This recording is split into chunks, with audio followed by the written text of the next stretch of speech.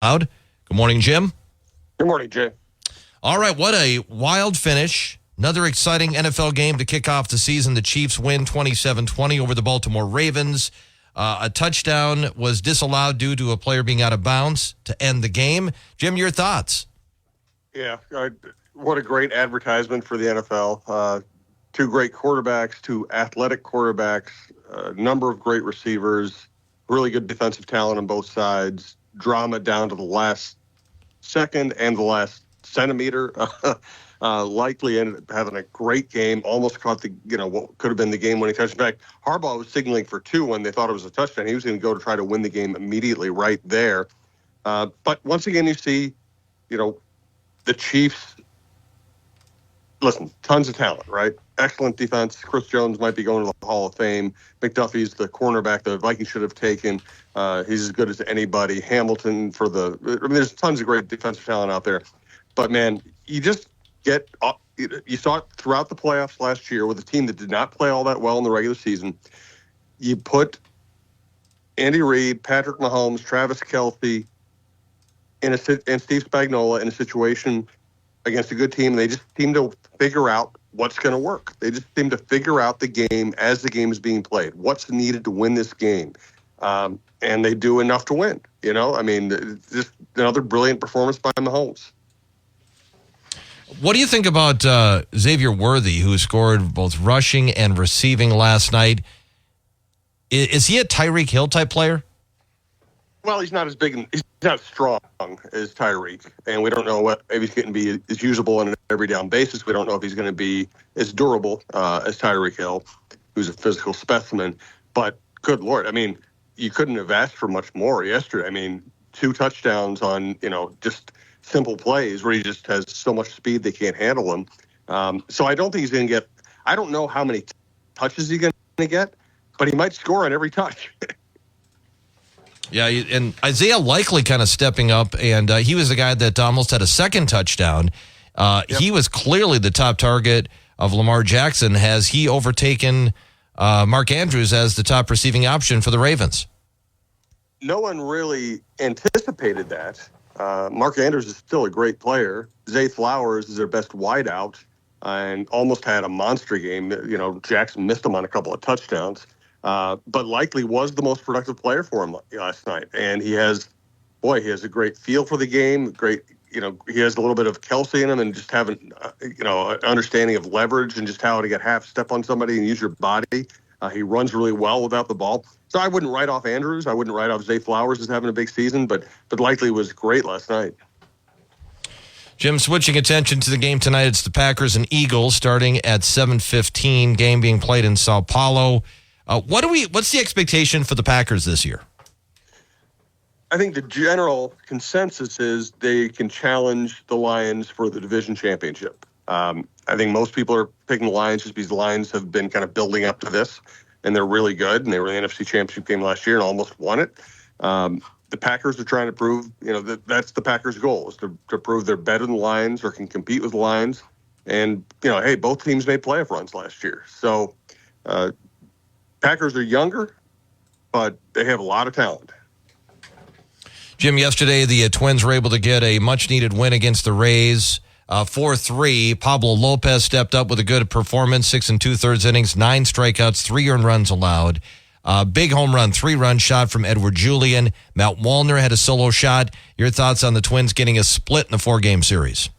Yeah, we always got to go back to the big picture in baseball, and they lose a couple in a row, and everything looks terrible. I think they're 4-3 on this road trip right now. You take 4-3 on almost any road trip in the history of your franchise. It's hard to win on the road. They're ahead of the game right now on this road trip. Now they go to Kansas City, and if they can win 2 out of 3 there, this will have been a tremendous road trip.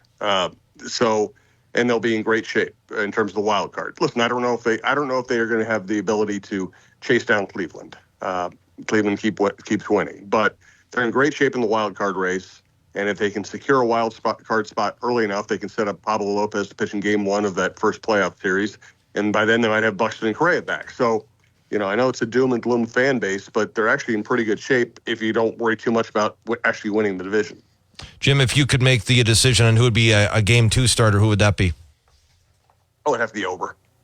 Oh, it's very obviously pecking order is Lopez, Ober, and then the question is 3. Simeon Woods-Richardson has earned that spot, but he's got to show that he isn't gassed.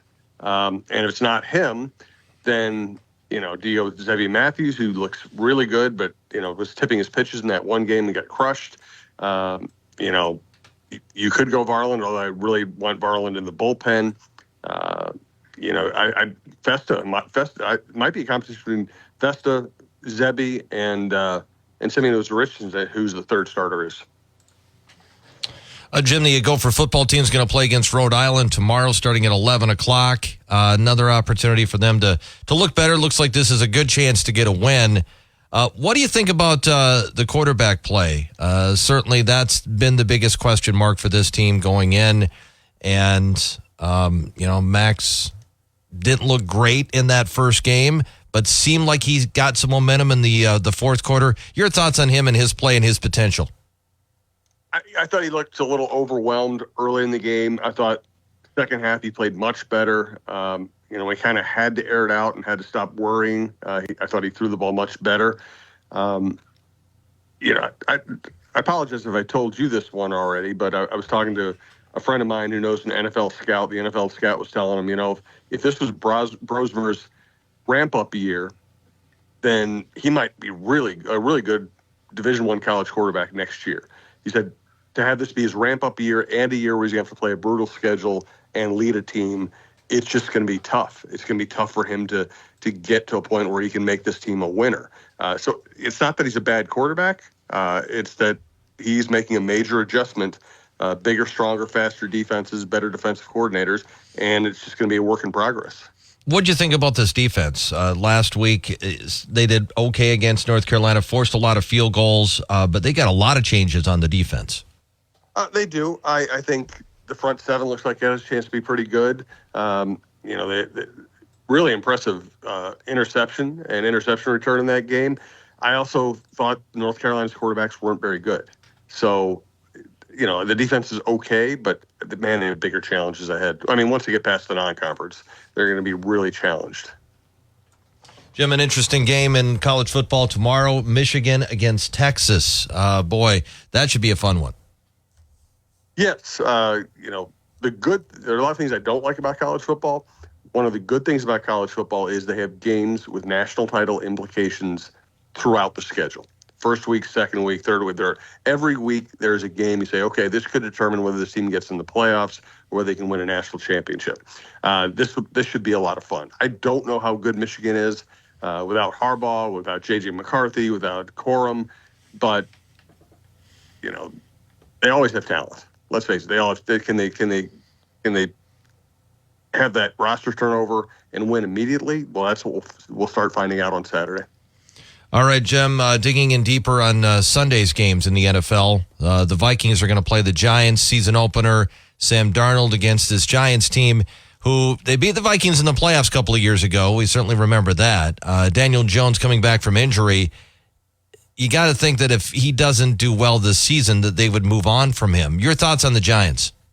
Yeah, I think Dable and Jones are probably both playing for their jobs. They don't have Saquon Barkley anymore. They do have Malik Neighbors, who's a spectacular wideout. Can Daniel Jones take full advantage of him? Daniel Jones also gives teams trouble with his running ability when he's healthy. So this is probably a tough time to play the Giants. You're probably not exactly sure how to game plan against Neighbors. Jones has given you problems before. Dexter Lawrence has given you problems before. I don't think the Giants are a good team, but this might not be the best time to be playing them. Jim, is the Vikings secondary a weakness? Well, I mean, if Gilmore plays well, then their cornerbacks are good enough, and that's been their main problem. We don't know exactly how much Harrison Smith has left, but he certainly knows how to play the position. Bynum is a playmaker. Metellus gives them an extra safety-like player back there. So, I mean, if Gilmore plays well, all of a sudden the secondary looks pretty good. Do we know what kind of role rookie Dallas Turner is going to have on defense? Well, they're going to want to cut him loose as a pass rusher. The question is he going to be in and out of the lineup? Basically, they have Van Ginkel and Grenard as pass rushers kind of playing his position. So, I don't think we're exactly clear on how Flores is going to use them. Flores is going to want to get some action out of them.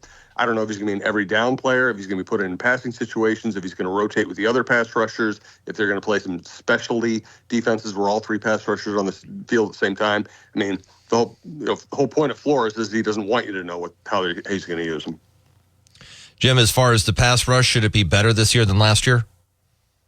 Yeah, well, last year Hunter was great, and he didn't really have much help. This year you have three guys who should be outstanding pass rushers, and you also have veteran corners, which might allow Flores to be a little more aggressive with creative blitzing. So I think the pass rush should be better overall this year, even though he lost Hunter. Jim, another game on Sunday I wanted to bring up is the Sunday night game. It's the Lions hosting the Rams. The Lions are most people's pick to win the NFC North this year. Your thoughts on this Lions team? Are they better offensively, defensively? They certainly got a lot of young talent. They're really set up to win. And, Jahmyr Gibbs had an excellent rookie year, and it sounds like they have bigger plans for him. He's had a couple of injuries hobbling him in training camp, but he could be an even bigger part of the offense. They can kind of do everything well. St. Brown's a great receiver. Jameson is starting to come on as a big play receiver. The real question is, can the defense and the defensive secondary keep improving? If they can cover better, then they're going to be hard to beat. All right, Jim, what do you got in your podcast? We have Jeff Diamond's Vikings and NFL Insider up. We also have the Viking Update show up, as well as the John Krasinski show on the Timberwolves. We will be doing a Chin Music this afternoon, getting that out this weekend. We'll be at Minnesota Valley Country Club. We'll have a new Dawn of Sports out as well. Check out Mike Grimm's Go Gopher podcast, Randy Schaefer on high school football, and everything's at talknorth.com or on your favorite podcast app. All right, Jim, thank you. Have a good weekend. We'll talk to you again on Monday. Thanks, Jack.